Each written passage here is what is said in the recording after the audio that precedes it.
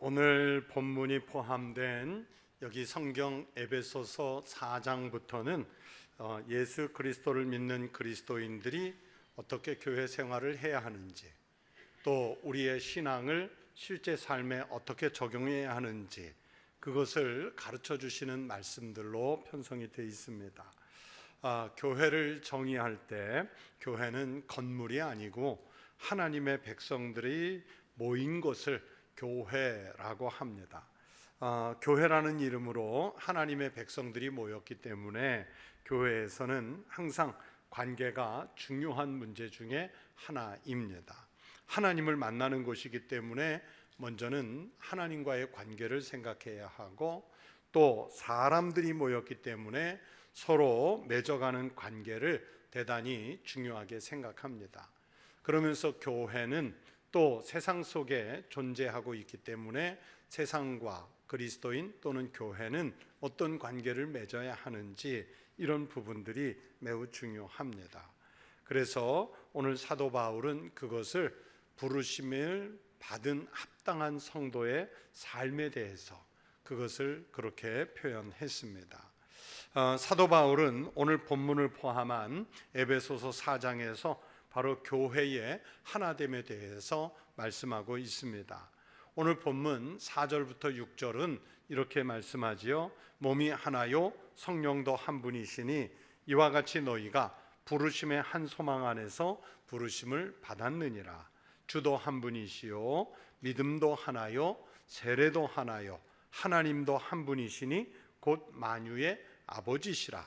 만유 위에 계시고 만유를 통일하시고 만유 가운데 계시도다. 자, 여러분, 이 말씀을 설명하려고 이렇게 여쭤보겠습니다. 여러분, 몸이 몇 개 있으세요? 바보 같은 질문인데 답이 정해져 있죠. 혹시 교회 나오시면서 여러분의 몸을 집에다가 두고 온 것 있으세요? 몸은 아무리 많은 곳에서 필요해도요, 결국 하나밖에 없습니다. 우리가 너무 바쁠 때는 이런 말을 하지요. 몸이 10개라도 모자란다. 그렇게 말하지만 사실은 내가 그만큼 바쁘다는 것을 뜻하는 것이지, 실제로 우리 몸이 필요에 따라서 2개, 3개, 5개 이렇게 나누어질 수는 없습니다. 오늘 본문 말씀은 교회가 하나가 되어야 하는 성경적인 이유를 그렇게 말씀하신 거예요.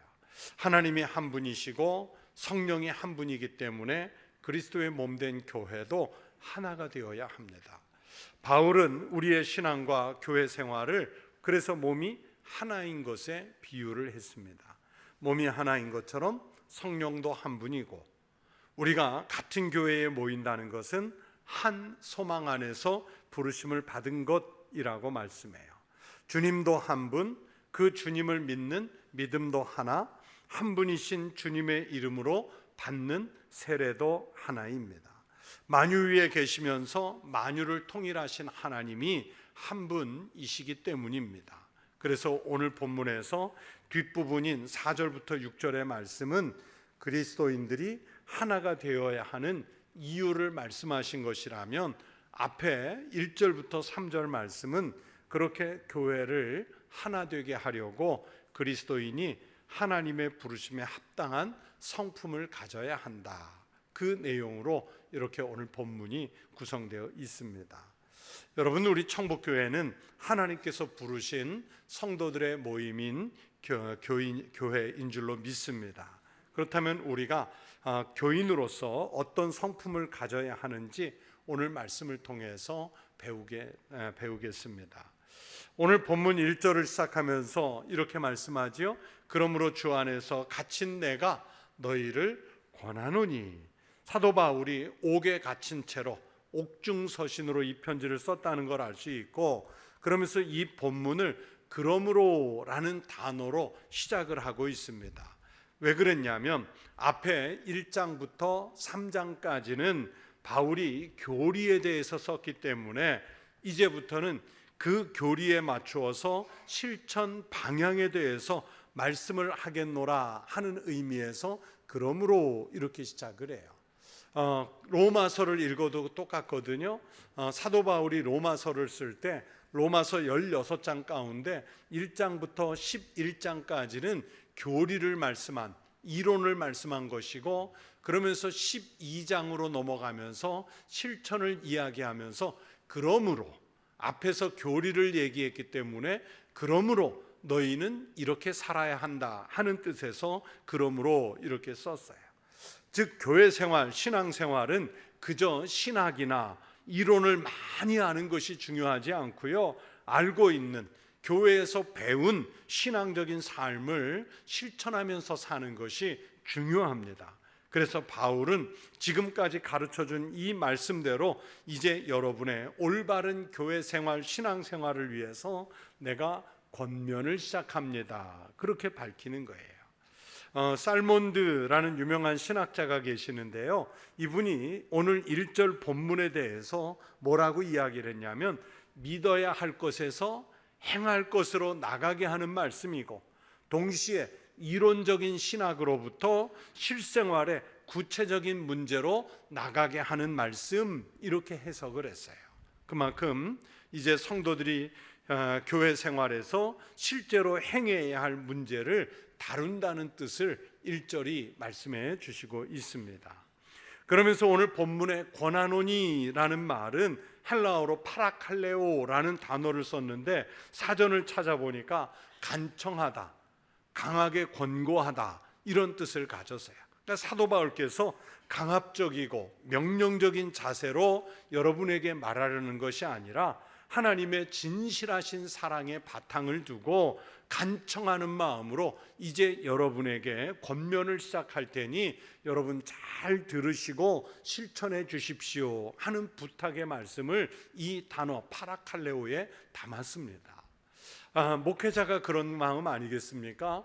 여러분에게 제가 지금부터 하나님의 말씀을 전할 테니 여러분은 잘 들으시고 세상에 나가서 사실 때 이 말씀대로 살아주시기를 바랍니다. 바로 그 의미를, 그 마음을 가지고 여러분에게 하나님 말씀 전하는 것 아니겠어요? 여러분, 주님이 우리를 부르시기 위해서 값으로 지불하신 게 뭡니까? 우리 예수님의 생명을 지불하셨잖아요. 우리는 구원을 믿기만 하면 구원을 받는 은혜를 입었지만, 하나님은요, 우리를 살리시기 위해서 세상에 없는 가장 귀하신 우리 예수님의 생명을 값으로 지불하셨단 말이에요. 그러니 여러분, 예수님의 생명을 값으로 우리를 사셨으니 우리가 얼마나 귀한 존재가 됐습니까? 그렇다면 성도는요, 그 값에 맞는, 예수님의 생명값에 맞는 삶을 살아야 하지 않겠습니까? 자, 예를 들어서 나에게 수백만 원짜리 소위 말하는 명품 옷이 있다고 생각해 보십시오. 여러분, 그 수백만 원짜리 명품 옷을 입고 허드렛 일을 하고 먼지 뒤집어 쓰고 진흙탕을 뒤집어 쓰는 그런 일을 할까요? 옷이 아까워서 그렇게 하지 않아요. 그 비싼 옷, 명품 옷은 정말 귀한 자리, 특별한 자리에 나갈 때 입을 수 있는 옷 아니겠습니까? 그런데 예수 그리스도께서 우리에게 생명을 주시기 위해서 하나님의 생명값을 지불하셨단 말이에요. 그러면 값비싸게 된 사람이 값싸게 살면 안 되지 않습니까?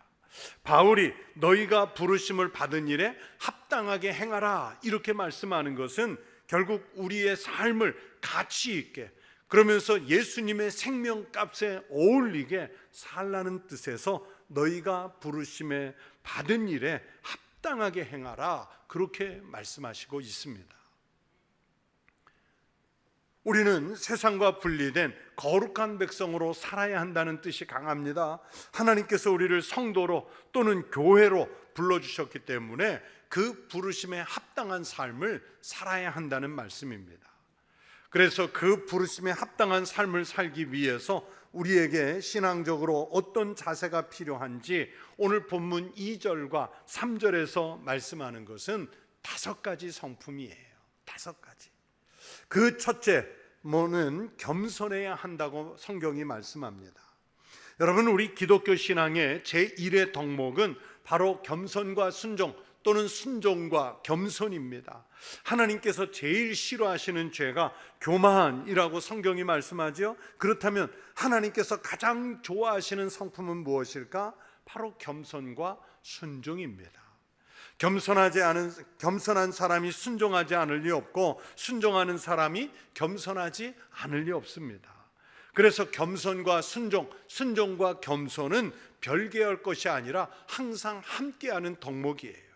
부르심에 합당한 신앙인으로 살기 위해서 성도들에게 요구되는 덕목이 그래서 제일 먼저 겸손이 나오고 있습니다. 여러분, 겸손한 태도가 어떤 태도라고 생각하십니까? 오늘 본문에 겸손을 헬라어로 타페이노프르시네라는 단어를 썼는데 제가 사전을 찾아보니까요, 굽실거리며 복종하는 노예의 모습, 이렇게 말씀을 설명했더라고요. 굽실거리며 복종하는 노예의 모습. 여러분, 노예가 마음속에 어떤 감정, 어떤 마음을 품었든지 간에 주인이 지나가면 주인님 어서 오십시오, 주인이 필요한 것을 요청하면 예 알겠습니다 그러면서 들어드리잖아요. 여러분, 노예는요 이 자신을 주인보다 결코 높이지 않아요. 그런 것처럼 이 사도 바울이 그 많은 단어 중에 이 단어를 썼을 때 이 겸손이란 자신을 낮게 생각하고 남은 자신보다 높여주는 그 마음 자세를 말씀하는 것입니다. 그런데 우리는 실제로 어떻습니까? 우리는 반대로 항상 자신은 높여놓고 남은 나보다 낮은 사람으로 내려보잖아요. 요즘 우리 기독교가 참 어려운 때라는 말들을 많이 합니다. 왜 어려워졌을까? 뭐 다양한 원인, 요인들이 있겠지만 교회와 교회의 구성원들이 겸손하지 않기 때문이라는 진단을 많이 해요. 교회 밖 세상에서 자기가 가지고 있는 어떤 사회적 지위, 직책이 있으면 그것을 교회 안으로 가지고 와서 나 세상에서 이런 사람이요 하면서 교회에서 대접을 받으려고 해요. 돈이 조금 있으면 그 돈을 가지고 위세를 떱니다. 혹은 교회에 다닌 연수가 그 사람을 교만하게 합니다. 교회를 통해서 받은 직분이 마치 하늘의 상급인 줄 알고 직분으로 교만해 합니다. 그 세상 사람들도 현대 교회가 교만해졌다는 말을 해요. 여러분, 교회 안에서도 목소리를 높여서 사람들의 마음을 불편하게 하는 사람들은 다 자기가 남들보다 낫다고 여기기 때문에 그렇게 합니다. 또 목회를 하다 보면 교회 회의 아니면 노회나 총회나 아니면 다양한 공동체의 무슨 이사회 이런 회의들을 참석하는데 여러분, 그 회의석상에서 쓸데없이 소리를 높여서 자기 주장을 굽히지 않는 사람들을 정말 많이 봐요. 이 대부분의 사람들은 다른 사람에게 자기가 좀 나은 사람이기 때문에 자기를 옳게 여겨달라고, 내가 말하는 이 주장을 반드시 인정해 달라고 바로 그런 태도로 목소리를 높이지요. 우리를 어떻게 하든 높이고 싶어 하지만 우리의 주님이시고 생명의 주인이신 예수님을 생각해 보세요. 여러분, 예수님은 성경의 말씀대로 자기를 비워서 종의 모습으로 성육신하셨습니다. 모든 사람을 섬기는 모범을 보이셨습니다. 여러분, 예수님이 활동하시던 시대는 헬라 철학이라는 것이 대세를 이루었던 로마 제국의 시대인데 여러분, 그 시대의 헬라인들은 겸손을 덕으로 여기지 않았습니다. 그럼 비굴한 사람, 신분이 낮은 사람, 그런 사람들이 행하는 모습이라고 봤어요. 비천한 사람들이 어쩔 수 없이 자신을 낮추는 그것을 겸손이라고 생각했어요. 그런데 우리 예수님이 그들이 낮춰보는 그 모습으로, 종의 모습으로 오셔서 겸손의 모양을 가르쳐 주시지 않습니까? 그래서 우리가 예수님의 겸손을 배워야 합니다. 우리의 성품이 겸손해질 때 하나님은 교회를 하나 되게 하시고 부르심에 합당하게 행하게 하는 마음을 만들어 주실 줄로 믿습니다. 두 번째, 바울은 온유한 태도를 가지라고 말씀하죠. 주님의 부르심에 합당한 사람은 온유한 태도를 가져요. 이 온유라는 말은 헬라어로 프라우테스라는 단어를 썼는데 친절하다, 너그럽다 이런 뜻을 가지고 있고요. 또 다른 말로는 온화하다, 정중하다, 신사적이다 이런 뜻도 가지고 있어요. 우리는 보통 온유한 사람 또는 정중한 사람, 신사적인 사람을 보면 저 사람 약할 거야. 저 사람은 뭔가 약점이 있으니까 저렇게 약한 모습일 거야. 그렇게 생각할 때가 많아요. 그러나 온유하고 정중한 사람은요, 여러분 약한 사람 아닙니다. 우리 사자성어 중에 외유내강이라는 말이 있지요. 겉은 부드럽지만 속은 강한 사람을 우리가 보통 외유내강형 인간이라는 말을 해요. 온유한 사람이 바로 이런 사람입니다. 즉 온유하다는 것은 연약하다는 뜻이 아니라 오히려 강한 사람이 자신을 억제하고 자신을 조절해서 다른 사람을 대할 때 부드럽게 대하고 섬기는 자세로 대하는 것을 말합니다. 밖으로 드러나게 큰 소리 치는 사람요, 여러분 그 사람 강한 사람 아닙니다. 자기를 절제하지 못하기 때문에 나 이 정도밖에 안 돼, 나 천박한 사람이야 이러면서 자신이 약한 것을 오히려 큰 목소리 속에 감추어서 드러내는 거예요. 간혹 사자나 호랑이 같이 맹수가 자신의 영역을 표시하기 위해서 우렁찬 목소리를 낼 때가 있겠지만, 그러나 여러분 작은 강아지들, 개들은요 언제 짖습니까? 무서울 때 짖는 거예요. 나 지금 겁먹었어, 나 지금 떨고 있어, 그러니 나한테 오지마 제발, 그러면서 짖는 거거든요. 그래서 어떤 공동체에서 막 목소리 내펴서 큰 소리로 막 좌중을 압도하려고 하는 사람을 보면 저거 지금 겁먹었구나, 그래서 지금 짖고 있는 것이구나, 이렇게 생각하면 돼요. 큰 소리 내는 사람이 강한 사람 아니에요. 신사적인 사람, 정중한 사람, 부드러운 사람이 강하다는 뜻에서 이 단어를 썼어요. 사도 바울이 부르심에 합당한 사람은 온유한 사람이라고 말씀하죠. 그래서 온유한 사람은 교회 안에서 생활할 때 또는 하나님 앞에서나 사람들 앞에서 자신의 권리를 끝까지 강하게 주장하지 않아요. 오히려 남을 섬기는 자세로 생활합니다. 결국 겸손과 온유, 이것도 따로 있는 것이 아니라 연결되는 비슷한 덕목이라는 것을 알 수 있어요. 여러분은 온유한 성품이십니까? 아니면 밖으로 자신의 모자람을 드러내는 부족한 성품입니까?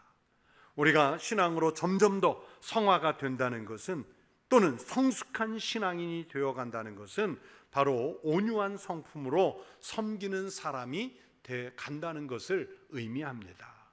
온유하고 정중하고 신사적인 성도가 많아지는 우리 성도들이 되시기를 축원합니다. 또 그러면서 세 번째, 오늘 성경은 교회의 하나됨을 위해서는, 또는 공동체 하나됨을 위해서는 오래 참음도 있어야 한다고 말씀하지요. 헬라어로 이 오래 참는다는 단어가 참 재밌는 단어입니다. 헬라어로 오래 참음, 인내라는 이 말이 마크로듀미아라고 하는데요, 이 단어는 두 개의 단어가 합해져서 하나가 됐어요.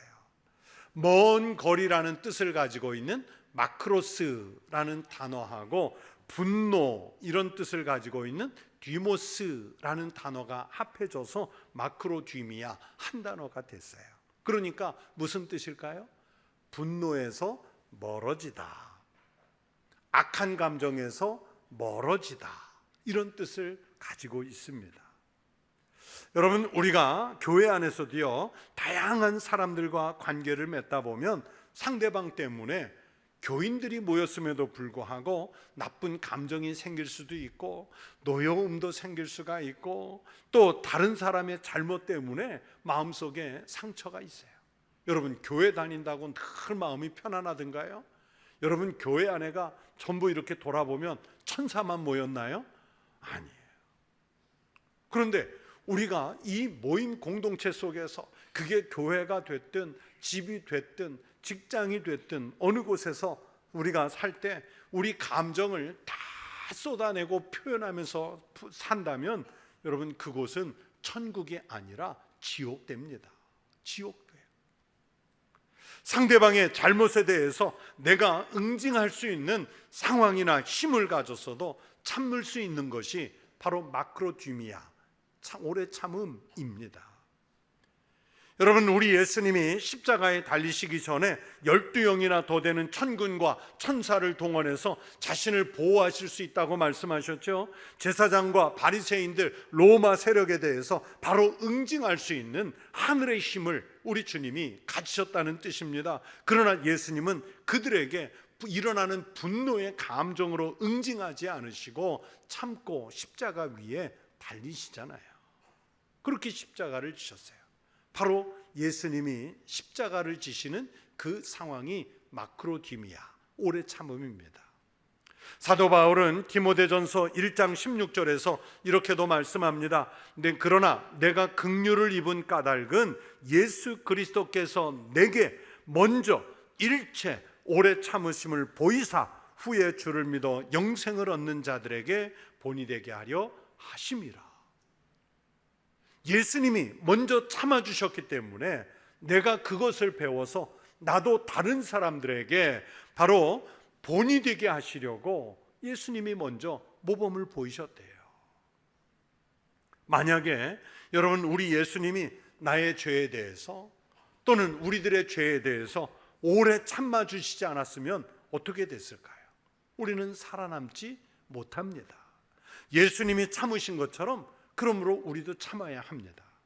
우리가 교회에서 신앙생활할 때 우리가 바로 이런 예수님의 모습을 닮아야 합니다. 내가 갚아줄 힘이 있어도 갚지 않고 오히려 참고 인내하는 것이 부르심에 합당한 성도의 성품이라고 오늘 성경이 말씀하고 있습니다. 사실 분노의 감정이 일어날 때가 많지만 그러나 예수님이 우리를 위해서 참아주셨던 그 인내를 배우는 성도들이 되시기를 바랍니다. 또 네 번째, 바울은 부르심에 합당한 성도는 사랑 가운데서 서로 용납하는 이라고 말씀합니다. 이 말씀은 앞에 세 번째 오래 참음이 더 확대된 미덕을 말하는 것입니다. 용납한다는 것은 용서한다는 말과 비슷한 말이죠. 상대방의 잘못에 대해 또는 서로의 잘못에 대해 용서하고 용납해 주는 라는 말씀입니다. 한 여인이 간음하다가 현장에서 붙잡혀서 바리새인들, 군중들에게 끌려서 예수님 앞에 오게 됐습니다.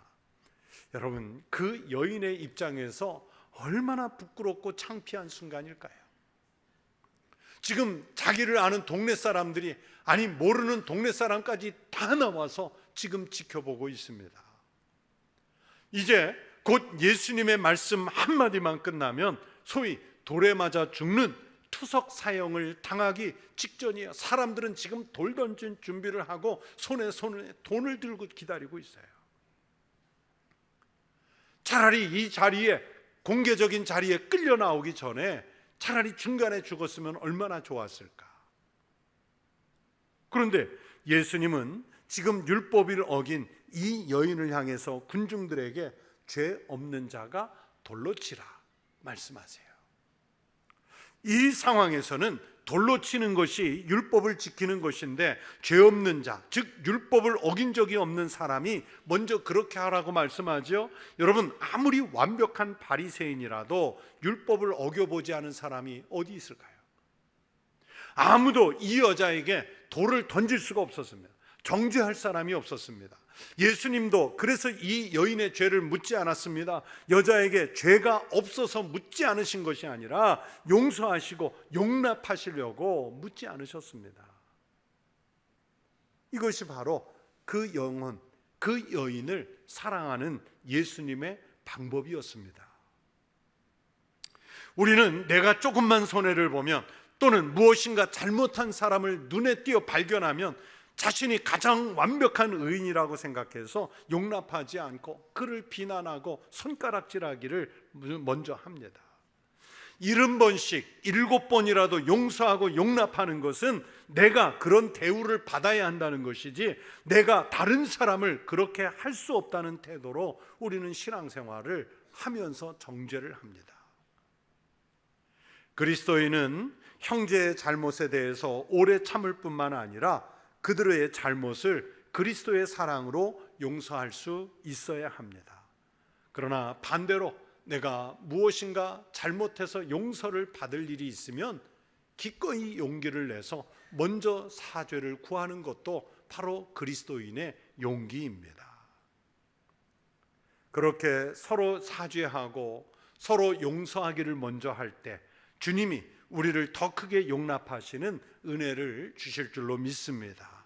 여러분이 가정에서, 일터에서 또는 교회에서 내가 좀 불편하고 힘들어도 사랑으로 용납하면서 사는 믿음의 사람들이 되시기를 축원합니다. 마지막 끝으로 5번째는 평안에 매는 줄로 성령이 하나 되게 하신 것을 힘써 지키라고 말씀하시죠. 여러분, 이 매는 줄이라는 말이 빠져도 이미 평안이라는 말 속에 그 뜻이 들어가 있어요. 평안은요, 헬라어로 에이레네라고 하는데 우리가 잘 아는 히브리어 샬롬, 평안 이런 인사를 하잖아요. 히브리어가 샬롬이라면 헬라어로는 에이레네입니다. 그런데 이 에이레네라는 말은 합하다 또는 연결하다 이런 뜻을 가진 에이로라는 단어에서 왔어요. 골로새서 3장 14절 말씀에 이 모든 것 위에 사랑을 더하라. 이는 즉 사랑은 온전하게 매는 띠니라. 그렇게 말씀하세요. 주석학자들은 바로 이 평안에 매는 줄이 모든 것 위에 사랑을 더하는 것이라고 해석을 합니다. 평안에 매는 줄이라는 것이 결국에는 사랑이라는 말과 같다는 뜻이에요. 사랑이 없이는 그래서 평안이 없습니다. 오직 사랑만이 교회와 성도와 사람의 관계를 하나로 묶어서 평화롭고 서로 조화를 이룰 수 있게 해준다는 뜻입니다. 예수님은 자기를 죽이시기까지 하시는 그 희생으로 사랑의 모범을 보이셨어요. 예수님의 사랑이 하나님과 사람 사이에 원수가 되었던 관계를 회복해서 화목하게 하셨습니다. 예수님의 사랑 때문에 원수 같던 유대인과 이방인이 함께 교회를 이루는 공동체가 되겠어요? 예수님의 이 사랑 때문에 주인과 종이 함께 예배할 수 있는 믿음의 공동체를 이루어내지 않습니까? 그래서 오늘 우리에게 절대적으로 필요한 것은 바로 예수님을 닮은 이 사랑인 줄로 믿습니다. 사람들은요, 그래서 사랑을 찾아서 교회를 와요. 나같이 소외되고 외롭고 쓸쓸한 사람이 교회 가면 사랑받겠지, 교회 가면 사람들이 나를 아껴주고 사랑해 주겠지. 근데 웬걸 왔더니 다 사랑만 받으려고 하지 아무도 사랑해 주질 않아요. 그게 오늘날 교회의 모습이에요. 그러나 서로 사랑을 먼저 주려는 이 태도가 없으면 교회는 온전해지지 않고요, 부르심에 합당하게 행하는 모습이 아니 되는 것입니다. 사랑하는 성도 여러분, 성령님의 역사는 바로 우리 자신을 버리고 우리가 하나님의 뜻대로 살아가는 힘을 공급하는 것입니다. 우리가 하나가 되기 위해서 겸손해지려는 것, 온유한 마음을 먹는 것, 오래 참는 것, 사랑을 실천하는 것은 사실 우리의 인간적인 노력이나 힘으로 어렵습니다. 그래서 우리는 늘 성령님의 은혜, 성령의 인도하심을 구해야 할 줄로 믿습니다. 그래서 목회자들이 축도할 때 성령의 교통하시는 은혜, 이것을 구하는 것은 바로 우리가 인간적인 힘으로는 제대로 신앙인답게 살지 못하기 때문에 성령님의 의지하고 의탁하는 삶을 살게 해달라는 간구를 담아서 성령의 교통하심을 구하고 있습니다. 여러분의 힘이 아니라 하나님의 영, 성령의 힘으로 살아가는 성도들이 되시면 그렇게 오늘 성경의 말씀대로 부르심에 합당한 성도의 삶을 살게 될 줄로 믿습니다. 요한 게오르그 크리스티안 호프너, 이름이 너무 길어서 이름 외우기도 어려워요. 이분이 이런 말을 했어요. 믿음은 그리스도인을 만들고, 삶은 그리스도인임을 입증하며, 시련은 그리스도인임을 확증시키고, 죽음은 그에게 면류관을 씌운다. 여러분, 믿음이 있습니까? 그러면 그리스도인이 되십시오. 그리고 여러분의 삶의 자리에서 신앙생활하면서 그리스도인답게 부르심에 합당하게 온유하고 겸손하게 그러면서 용서하면서 사십시오. 그래서 내가 그리스도인임을 증명하고 하나님의 부르심에 합당한 삶을 살고 있는 성도의 모습을 우리의 삶을 통해 증명하며 내보이며 살아가는 우리 믿음의 성도들이 되시기를 주의 이름으로 축원합니다. 기도하겠습니다. 하나님 아버지, 주님께서 우리를 부르셨는데 주께서 부르신 그 부르심에 합당한 삶을 살아가게 하여 주시옵소서. 우리로 겸손하게, 우리로 온유하게, 우리로 서로 용납하고 용서하며 오래 참으며 살아갈 수 있는 힘과 능력을 저희들에게 허락하여 주시옵소서. 예수님 이름으로 기도하옵나이다. 아멘.